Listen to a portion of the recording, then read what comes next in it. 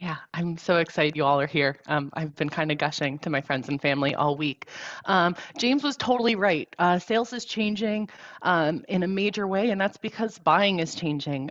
The example I was thinking of as James presented, a friend of mine bought a house totally online, hadn't seen it just a month or so ago, right? The source of information, or just like the wealth of information we have, means that we're making different decisions. Shannon, what strategic conversations are happening within your organization given kind of this monumental shift? And is that changing your approach to pre-sales? Yeah, great question. So as I said, I work for Google, and our industry is going through some dramatic changes as it pertains to privacy, to ensure customer privacy. And companies are being required to advertise or move towards this model, I should say, without relying on your personal data. Some of these changes are driven by the industry, and others are driven by companies like us. And these changes are happening in real time. Like every day, there's something new happening, and it's resulted in both customers and ad tech companies need to operate in kind of the gray goop, or the messy middle, as I like to call it.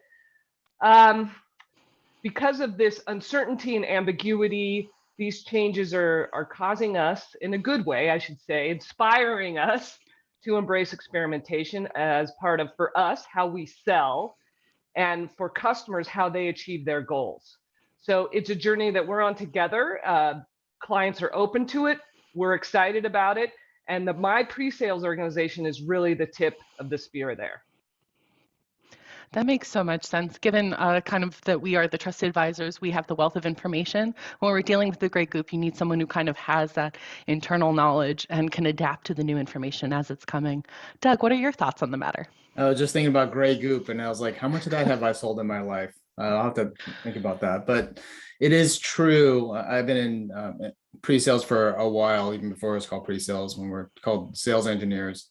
And buyers are just more informed. There's so much more information. In the old days, I've been doing this for about 20 years.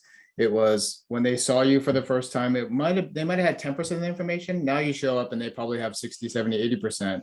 And they're asking the level 2, level 3 questions. So we have to realize that, and we can't just start from ground zero. They're probably already at step 6, and our team needs to evolve, and they're asking deeper questions. They're asking about implementation. They're asking about 5-10 years out, how this is all going to work. And we have to realize that. That makes a lot of sense. Given that, let me ask you, Channing, how does that change the way you're building out your SC organization? What skills are you looking for? Sure. So I'm kind of seeing 3 changes occur, I guess, over the buyers and the way buyers engage these days. And that's driving how we're rethinking how our SE and pre-sales org is structured. And I say buyers are definitely more educated, just as we talked about. Every year we see this improve. Years ago, we're like, oh, buyers are knowing more now. It's just significant strides in terms of knowledge. And I think that knowledge has led to them, and this is what we're seeing, has led them want to learn more on their own, want to do more on their own without actually human interaction in many cases. And our buyers in some cases are buying on their own. They never even talk to a human. And we talk a lot about this idea of human interaction versus non-human interaction. But again, they're coming in with this very educated view. So they want to buy on their own. They want to learn more on their own. But again, in some cases, they don't want to talk to people. And then they're also much more technical too. And they're coming in with this very strong technical background, and they ask very detailed questions very quickly as well, because again, they're so much more knowledgeable and they have that technical background. So we're finding our pre-sales team and our SE org, we need to adapt to that. So one of the things we're doing is we create a lot of automation within the buying experience, and our pre-sales team helps facilitate that. And in HubSpot, we're typically selling a mix of large and small businesses. But again, we lean heavily into that automation. We lean into bots. We lean into technical resources that either our sales team can leverage or the customer can do on their own. Kind of, they need to self-select when they can do things on their own. And then we also tend to just lean into the immediacy of pre-sales. Buyers want answers quickly. They don't want to wait around. They don't want to schedule a detailed call a week from now. So the immediacy of response is extremely important for us. So those are the things. That makes a lot of sense. Doug, I'm going to throw an audible at you. There's a great question in the chat. To Channing's point, this is changing the way people are buying. Does this change the core activities your sales engineering team does? And how would you define those core activities? Yeah, I think traditionally, in enterprise sales, especially, it's, discovery, demo, proof of concept, close type thing. And that's the pretty traditional cycle. What we're finding is it's not linear anymore, and people are jumping in and out of different parts of the conversation. And look, discovery is still ultra important, but sometimes people want to go straight to implementation, and that might not be the best thing. Sometimes you have to back them up because they're making assumptions on the what the product does. And it's also, discovery is about how you position value. So in terms of organization, I will say implementation experience, hands-on practicing experience has really come to the fore. And then instead of just the flashiest salesperson or flashiest sales engineer that you can have, it's really practicality, and people are a lot more pragmatic when they're looking at those solutions. That makes a lot of sense.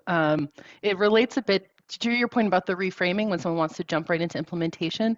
James had mentioned in his original presentation, one of the leading cause of loss is misleading information. Whether or not we're actively misleading or a person misunderstands, so much we're not only kind of giving information, but smoothing out that clarity gap.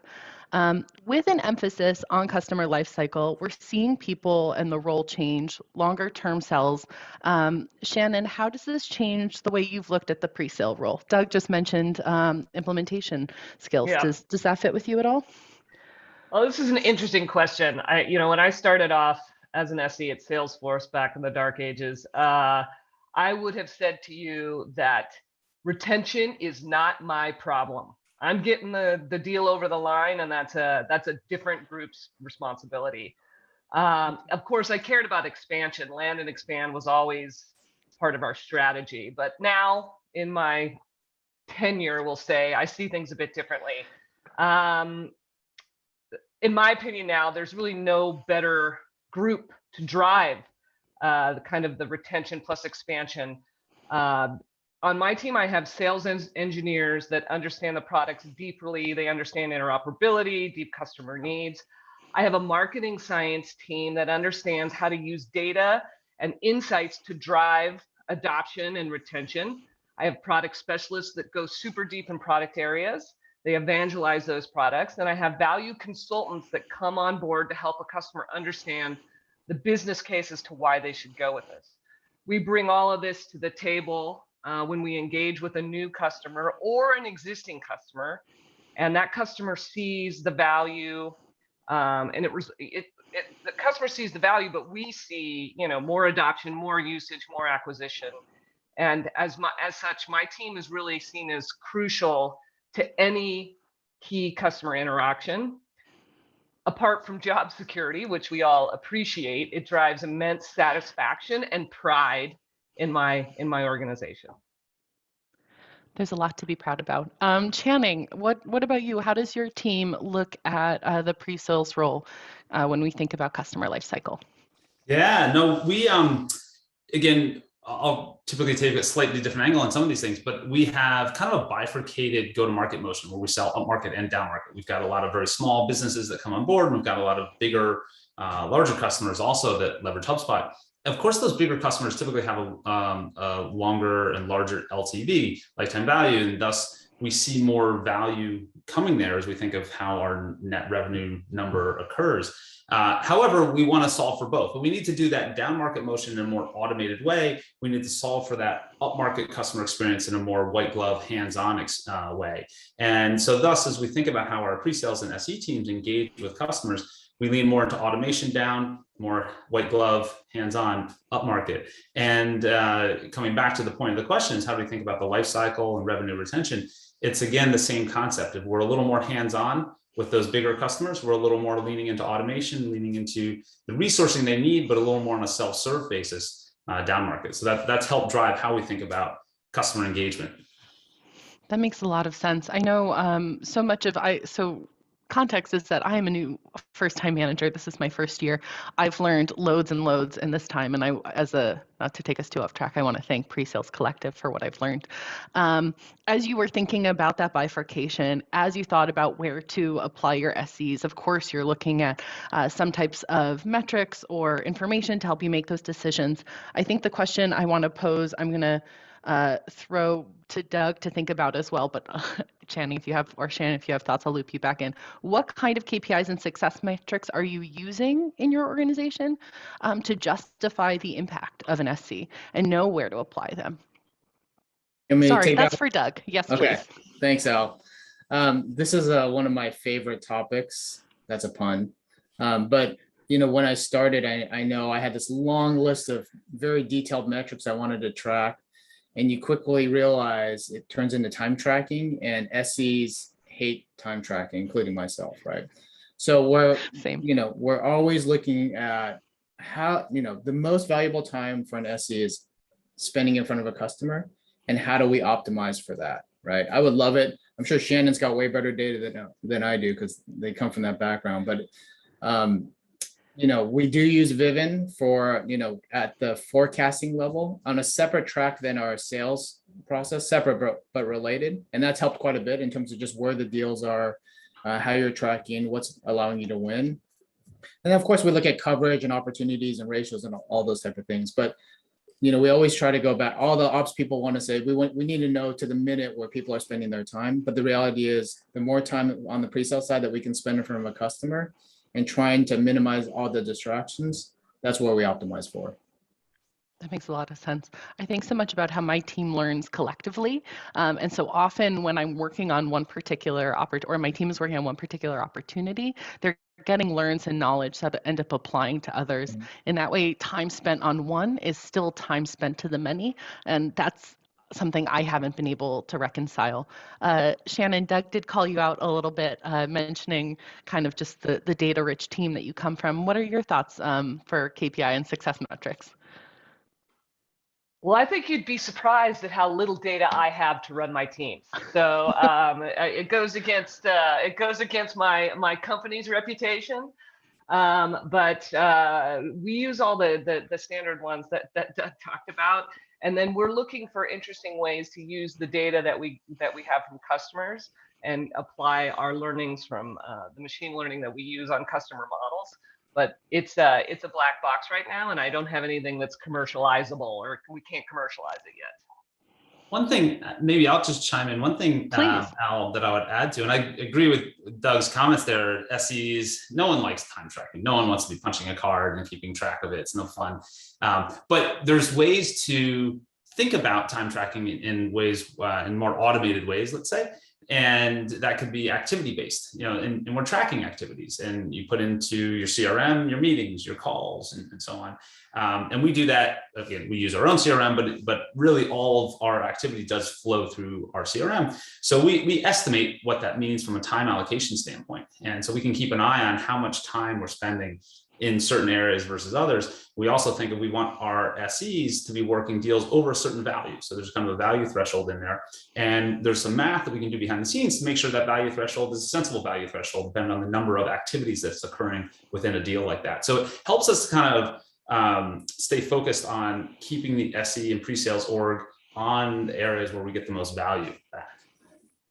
That makes so much sense, and thank you for bringing it back. I'm glad I got your take. So much of this question I framed around a tactical response. What deals are you thinking about someone using? Are they successful or not? But I think it ultimately trails often and then kind of bubbles up or builds into the strategic. We're in a position where we are driving lots of impact. We are trying to show success on our team through these KPIs, but it can be lost. For as much as this has been the year of the pre-sales professional, there's some realities. What's holding us back from getting a strategic seat at the executive table? Doug, what's your thought on that? I think it's a very good topic, and it's one that's throughout my career has been there.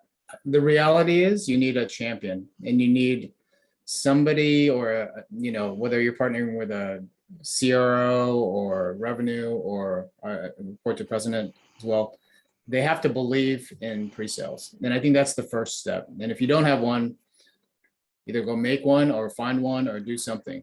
That's the first piece. It's true that on the pre-sale side, on the SE side, we could be a little more cynical than maybe our sales counterparts. So a good leader knows how to balance those things, and that's super critical. Also, I think what's also really important is how you speak to the different people around the organization. You might talk to product or an engineer at a very detailed level, but if you, as you're talking to your champions and your executives, you've got to simplify things. And you've got to bottom line things for folks and really make sure you're communicating effectively to the right audience. Ironically, we do it very well in front of customers, but internally we also have to sell and campaign and those type of things. And so it's super important. That reminds me of a question from the chat that I think I'll have Shannon answer if you're willing. There's a question that says, why should we be investing in pre-sales rather than increase the specialization and or skill level of the sales organization? How do you justify pre-sales as a unique role? Yeah, I love this question. Table? No, it's a great question. And it's something that we go through on a regular basis. And again, I think the blending of my world, which is again, a mix of pre-sales and ops, helps us to evaluate and think about this. One thing that we've been going through this exercise more recently on is to say, what's the threshold of what a rep should know and what a rep should do? And then where do we go beyond that? And that is a project we're working with ops, enablement, and sales and pre-sales all together collectively on to make sure that bar is very clear to say, here's what reps should know. And by the way, enablement is a big piece of this, because what we've found is that our teams in one region actually think they need to know less than teams in another region, or a certain segment has a certain knowledge base that's different than others. So we want to make sure we're very clear, because enablement, their team's job is to enable the rep to get to that point of knowledge. And it's not just knowledge, but it's also doing. The difference between doing and knowing is important. And then pre-sales should sit above and beyond that. And I think what we ultimately run is about a 5-to-1 ratio at HubSpot. So we're not in on every demo. Our reps are doing the demos, and therefore we need our reps to be knowledgeable and capable of doing those demos. And we also want to make sure we're using the pre-sales team's time most efficiently as well, back to the conversation I was mentioning earlier. So that's something, making sure we've got clear alignment on that bar is the important factor. That makes a lot of sense. Shannon, you had discussed earlier that you have quite a few different roles on your team. We have another question from the audience, which I think applies to who should be doing what. Can you kind of briefly talk through the structure of your team and like how you choose how to deploy what people in the sales process? Yeah, no, it's a good question. So I'm a centralized team of pre-sales teams. I have value consulting, which I think most are familiar with. I have marketing science, which is a team of data science folks that can actually talk to the customer, a la Office Space, but they have the data science credentials, the chops. I have traditional sales engineers, and I have product specialists that are responsible for going deep in a product area. I also have a horizontal team that does marketing communications and scaled training, which is an odd team for me to have. And I have a couple of other teams that are just centralized. So we, in our world, we to determine who's going to be the tip of the engagement, it's often determined. We have a process whereby a request will come in for support from my team, and I have a triage team that actually evaluates who the client is, what segmentation, what are their needs, and where should we start. Then my team is a pretty well-oiled machine in that if we start with the sales engineers, they know, depending on certain criteria, that value consulting needs to come in because we're going to be building a business case for this, the CFO. Or if this is a data-heavy engagement, they will bring in the marketing science team or the product evangelist. I like to talk about this is the duck who calmly swims on top of the water, but underneath the feet are going super fast. That's my team working together, so it's a seamless engagement process. The other thing I like about this, and I'm certainly not being critical of salespeople now, but I want my team to determine who comes in after the SEs or who comes in after marketing science, because I think we know best. And so I created the process whereby that happens. I think if there's any place we can knock salespeople, this is a safe space, but I appreciate your discretion. Your team does so much, and like you said, is the tip of the engagement, is really leading And to James's point in his introductory slides, we kind of sit at the nexus of everything. We are the true influencers. How do we ensure that our pre-sales organizations are at the forefront of innovation? Channing, I'm sorry, let me pull you in for this question. Sure. Yeah, definitely. So let me go down a little path on PLG for a second, because it's been a hot topic for the past, I don't know, a couple of years. And pre-sales is typically not talked about in relation to PLG. It's more of just product and then customers buy. But when PLG being product-led growth, when I think of product-led growth, I actually think pre-sales sits right in the middle of that. And that's something that we've had a chance to explore a bit at HubSpot. So one of the things, going back to innovation, one of the things that we said is when we started going down this path of product-led growth, we realized that having a sales rep call on a customer, or I'm sorry, not a customer, a user, a free user, and try to convert them into being a buyer didn't really work. It spent a lot of churn for the rep. They really just were having conversations that weren't that productive. That free user didn't really like it. So what we wanted to do is get more of a support-oriented, trust-oriented conversation going. So we leveraged a bit more of a pre-sales structure to do that. And we have a junior pre-sales team. We don't call them pre-sales, but I think about them a little that way. And this it's kind of a support / pre-sales motion where we'll help in a reactive way, help the customers, the users, I should say, to learn more about the product. And at first that help is very simple, and then it turns into slightly more complex questions. And then they self-purchase on their own. Or sometimes they might want to talk to a person. They can raise their hand to talk to someone. But that's where I think pre-sales can be very innovative. Think out of the box, try new things, and think of pre-sales differently than maybe how we thought of pre-sales in the past. And it's not just going in and doing that demo and running the show, but it can be applied down market. It can be applied up market. It can be done in a very verticalized way. The roles can be very specialized, as Shannon was talking about some of the roles on her team. So I think it's important to try things and experiment a bit. And some of those will work, some won't. But definitely think a little bit out of the box and apply the pre-sales concepts, the core being trust with the customer, applying those to different scenarios, I think is extremely important. It allows pre-sales to be at that tip of innovation. I agree with that completely. So I keep talking about me. I'll keep it brief. I was the first hire at my company after the co-founders. And as part of that, I did the selling. A pre-sales led sale is really different. It helped us really advance the product in a really interesting way. I'm really excited about what we were able to do as an organization individually in my company, but obviously that's at a very different scale than most of us are talking here. Shannon, Google is known more broadly for its innovation, but your team especially, how do you think of being on the forefront of innovation as a company or as an organization within an innovative company? Within a monstrous size company, yes. Good question. So keep in mind, my team is 100 people, but how many people are Google? A lot more than that. So when I think about innovation, there's a couple things. You have to embrace innovation and learning, and you have to make it a core tenet of your culture. It needs to be something you talk about during all hands, and it needs to be something that is real, tangible, measured. We do that a couple of ways. And I've talked about this with James before, but we have a yearly contest. I have vainly named it Stark Tank, because I am Shannon Stark, but that it's just good branding. In this contest, we get some sales contest dollars that we throw at it, but we put a call out for innovation. That's what I say in my email. It's time for Stark Tank. We're on season 4. Let's see what you've done with customers. That is innovative, that has driven value, not just cool. It actually has to drive some revenue or save some time. And bring that together. And I usually get about 50 submissions in my yearly call. From there, we narrow those down and we take 5 to the live Stark Tank presentation, where we will have 5 groups present. And this year, in addition to myself as a shark and my boss, but we also have my boss's boss, who's a very fancy sales leader, and he will be a judge. So this brings a ton of excitement, and people are going to drive the top submissions. We will have a winner. There'll be some prize money, but the real value of this is the idea of presenting in front of key executives.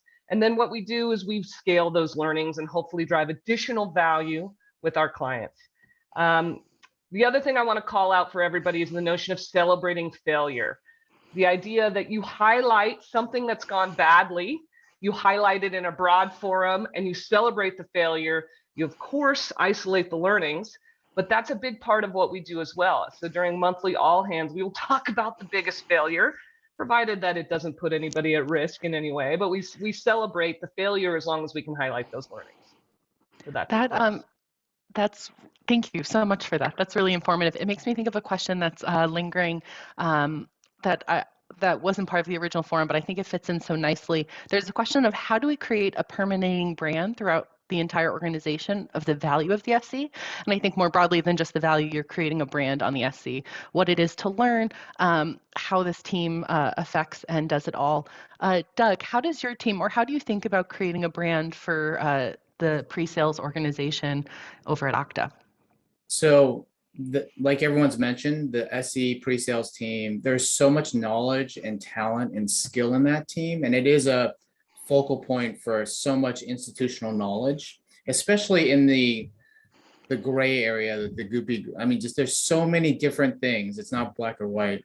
And so what we try to do is just let that bloom and let that blossom. Have the team work directly with product engineering, the field marketing, so many different people. And I think that it's not the SE leadership really making that brand. It's more getting engaged, creating value within the company.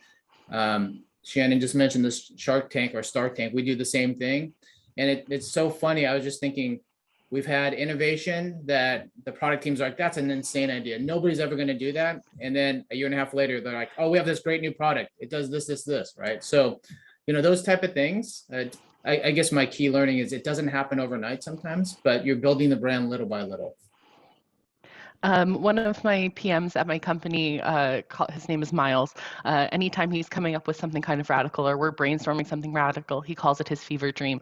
I think a lot of the fever dreams come from our teams because it's almost this desperate hope of what can solve because we understand the pain so intimately.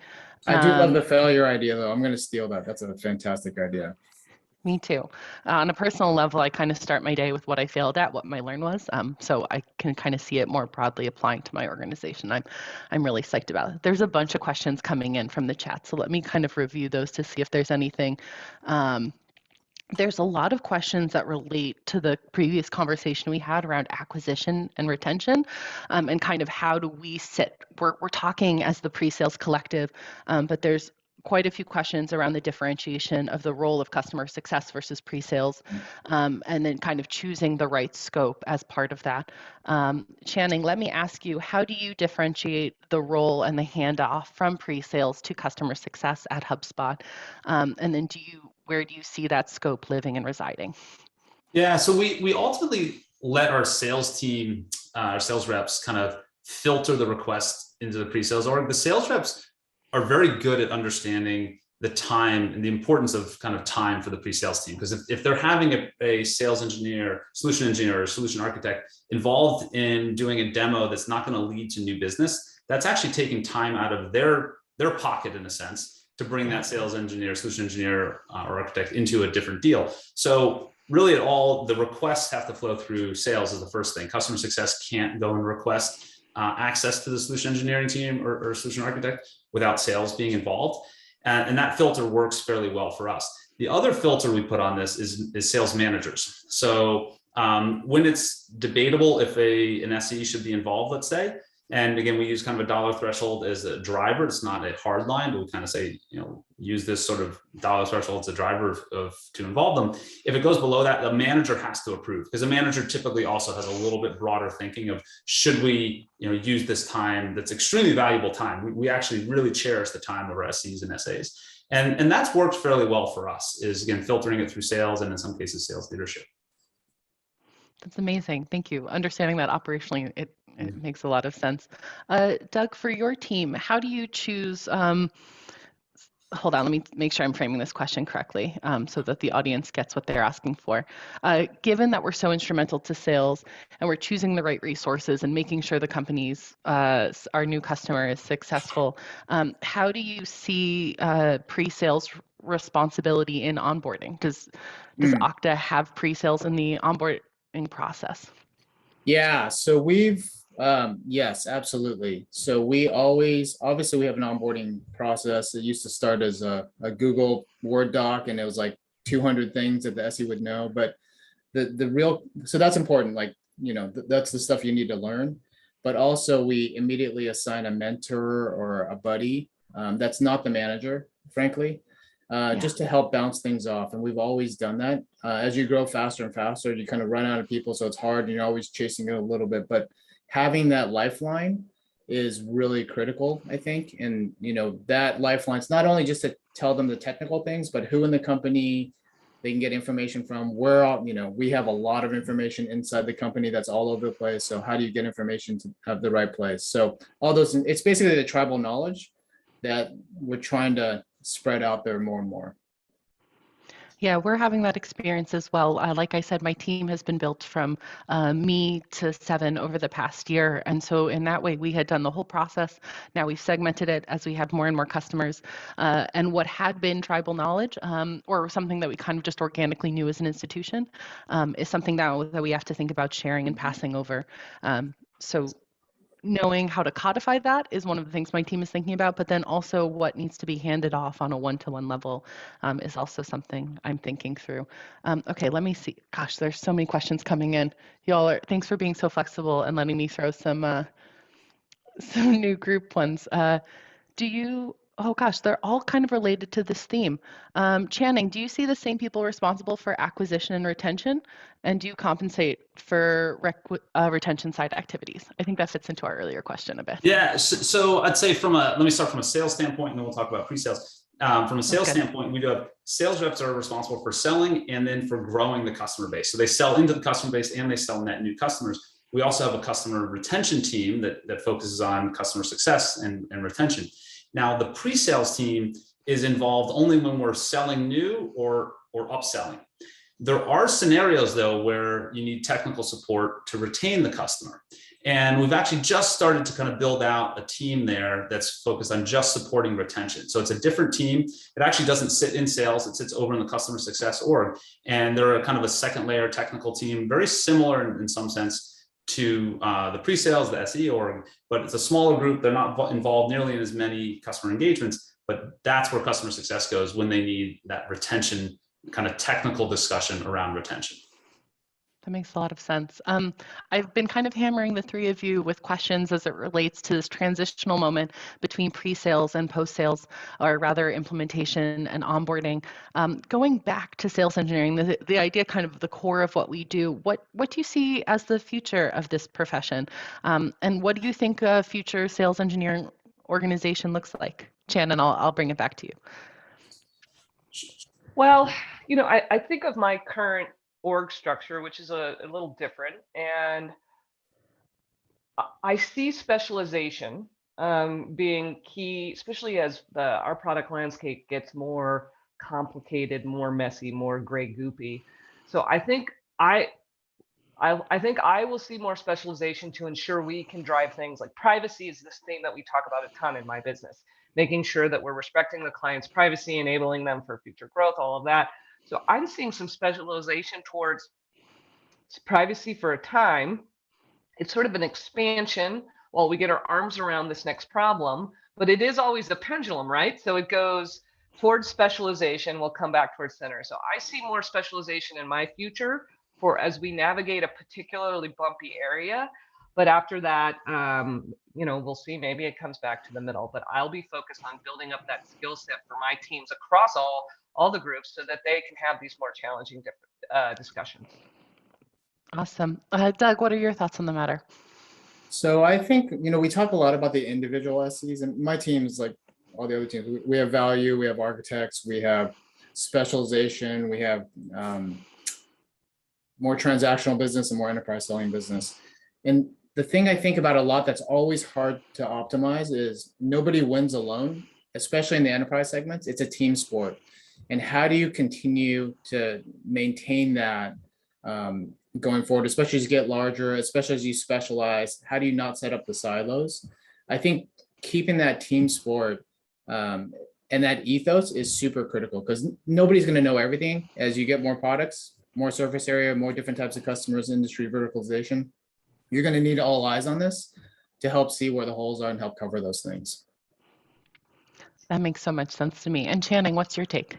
Sure. Yeah, a few things that kind of jump out to me is I think automation is something that I'm seeing more and more, and I think just everyone's leaning into, and that can go, again, I think everything up market, down market, I think that plays in both areas. There's a ton of great new technology out there. How do we leverage that technology? How do we build automation even into our day-to-day routines? How do we optimize for our time? Time is definitely the most valuable thing on the pre-sales world. So what do we do to optimize? Again, automation is a piece of that. I think there's continued integration with product and getting tighter and tighter alignment with product.